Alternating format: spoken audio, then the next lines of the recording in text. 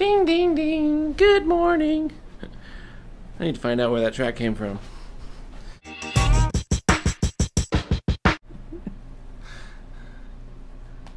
Good morning to you too. Alright, going. Well, I need to get going. It's my second day of work. I just wanted to check and see what's going on with my vlogs. Did everything upload okay? It looks like something did. And unlisted, good.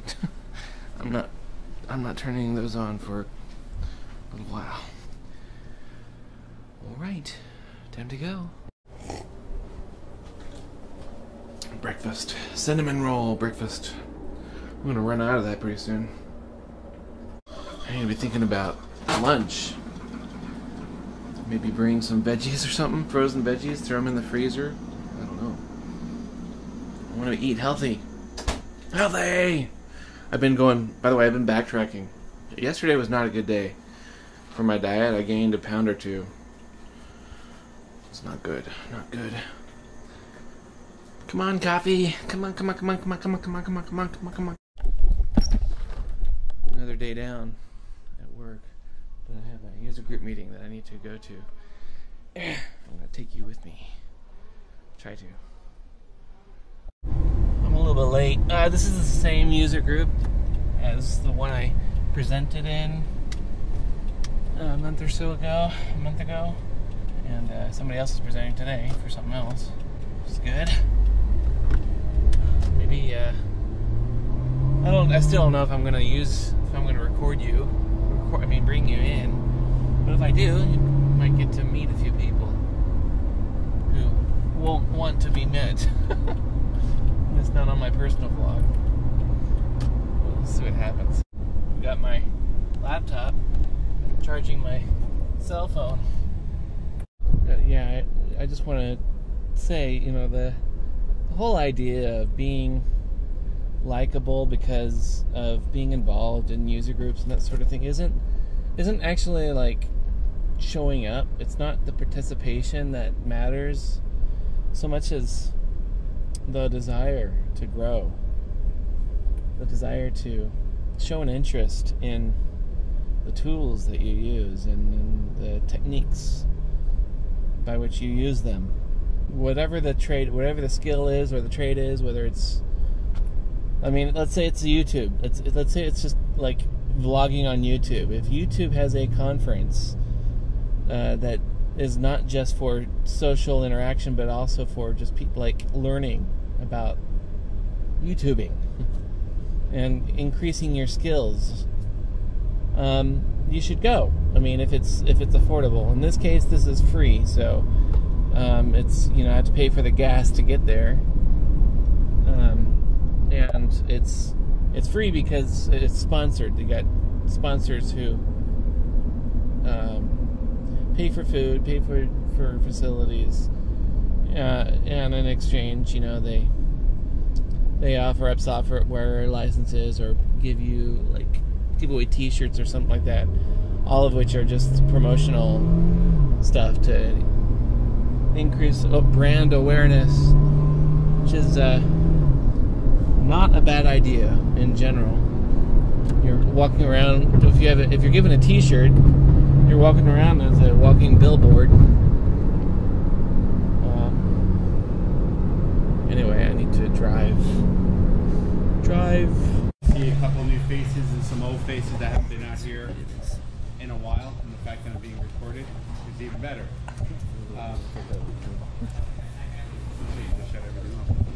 Let's see. We actually don't have a lot of new events coming up in the area. We just had Code Camp, which I think was our biggest one so far. We had a little bit over 600 people at it, which is great. Had over 100 sessions, even though we had a couple cancellations at the last minute. Next month's topic was Android development. So learn how to use, it was Mono Touch with Android development to build an Android app. So if you're interested, come and buy an Android plus.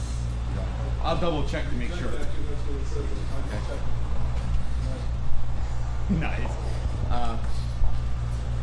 I'm pretty sure it's Android. And then the following month after that, I think we're going to get Dan Waldine, local Silverlight guy, to come and chat. Everyone wants to chat, knock yourself out. You know, shoot me or Chris an email, so we'll get you started.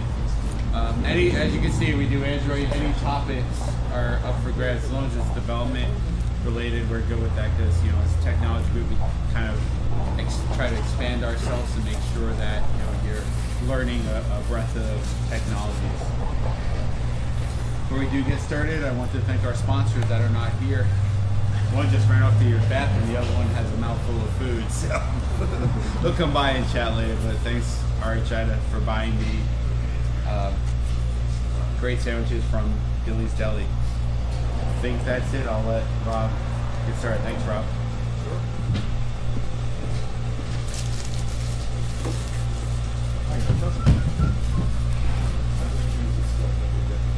Okay, I pulled up my blog only because one of my pet peeves is presenters who don't post their code. Hey, Rob, she's ready. Hi. Don't forget to fill out your evals at the end for all the great giveaways that Hi guys. I might remember to give out. I'm Lana with Robert Half Technology, and been sponsoring the meetings here for a few years now, last 3-4 years now. And I work for Robert Half Technology for the last 11 years now. Senior recruiter. I do contract, contract hire, as well as do direct hire as well. And my partner in crime. Yeah, I'm more of a noob. I've been with Robert Half for about 8 months now, so I'm learning the motions, going through the process. You know, we're always here to help. Obviously, you know, we rely on you guys. So, any great talent in the market, if you know of anybody who's looking for work, feel free to you know, forward information our way. We're always here to help. And just to reiterate, our positions and half of our business is basically in ASP.NET and C#, whether contract or firm. If you guys have any questions, if you're looking for work or have anyone you want to refer, let us know. We're usually here during break and beginning of the meeting. So, any questions, let us know. Thanks a lot, guys. Thanks. They use the Robert Half? Yes. We love them. Thank you, Robert. Thanks, Chris. People like that are the reason that people like us get to do cool stuff like this. So many thank you. We really like Dice.com. I mean, Robert Half. I pull up my blog because I posted the code that we're going to start with today. Roberts.org will get you to this post. And this is the code that we're going to start with.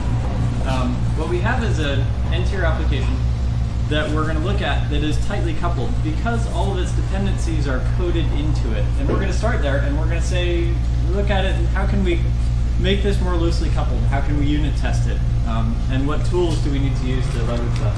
So if you'd like to follow along, roberts.org and click this. It even builds.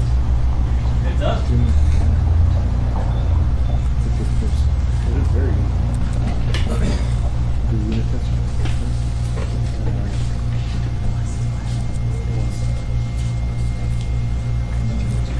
Here's the project we're going to run. It's an MVC app.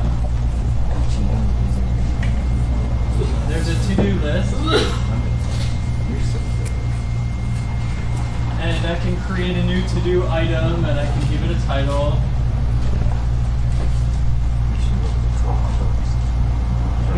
I click show inactive items and there's my item again. So that's our app. The goal is a very simple to-do app that will get us that kind of experience. Here's the architecture of how it was built. It's an N-tier application, so we have at one end the database, and at the other end the user. And then we've gotten it broken up into different pieces entities. So here's the POCO that we use for data access. Here's the data access project, and in there is the data context. At this point, the task at hand is, well, how do we test it?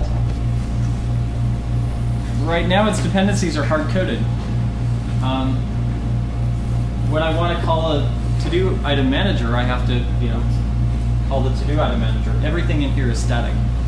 So our first goal of the day is we need to identify the seams between the layers And based on those seams, start to create points where we can inject those dependencies. Where are the seams in this application?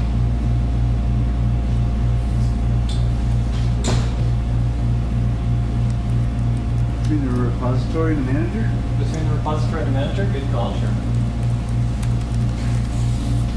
So this manager depends on a repository, and we could definitely split that apart. Where's another seam? You can wrap it in an interface and then delegate to the static. Yeah. Or we could just make it not static. You can try that as long as you don't have dependencies. Yeah, and that's the magical thing is we have these dependencies. When we identify these seams, the majority of the problem with the way we've always done it. Interfaces to service. Yeah. The web service Oh, to so what's left here, brother? WCF. Copy of sync fusion controller, copy of What? APR controller, copy of type mod, I want me a mouse. or potentially a crypto like. Congratulations. Free book. I got myself a free book. Some swag. I like the swag. Even to the point where stuff like air handling might should probably be It's already built in. The open close says that the classes should be types should be. Hey, good job, man. Yeah, it was awesome, man. I was I like how flexible you were. And not only that, here he is. Are you doing the stuff Star Trek thing? live, and it just worked. That was Except for the part that just didn't. Oh, yeah. yeah, well, you It's know, worse than that he's dead, the Jim. demo gods came to get you. Well, good time. Good session. Yes, sir. Ramsey shot. Dave Ramsey. So, yeah, I didn't record the session like I wanted to because I have two stands for you that I have for purposes like that, and I forgot both of them. So I couldn't hold it. I just couldn't hold it up right in the right position. I didn't want to keep holding it in my hands because I have shaky hands. And then as far as just interacting with people with you, awkward. Yeah, that's not gonna happen easily. I don't know how to do that. Acting, looking like a fool. Really weird. Someday I might be comfortable with. The thing is, I come amongst these people as a person with a role. My role is I'm a software developer. A peer level. We are all software developers here. So, like if I was in a party, that would be different. You know, if I was at some sort of tourist setting, that would be different. But when I'm here as someone with a role, we're talking about something specific that's not related to you, to YouTube. Yeah, awkward. So I'm going home, and that's that. I ate there, so I'm not going to eat. Check it out. You probably can't see it. It was no, you can't see it, but it was a Portal 2 billboard. I have a daytime picture, actually. I'm going to see if I can sneak it right on there. It's not a very good picture, but you can kind of get a glimpse of it right there. Isn't that cool? So yeah, I got a mouse. That's one of the other benefits of going to these user group meetings is you get swag and free stuff, including like stuff of high value. Sometimes they even give away software that's worth thousands and thousands of dollars. Just as I was gonna head to bed, I had a wonderful Skype call with my sister. And that lasted a whole hour and a half, so I really got to go. It's 20 till 1 a.m. Good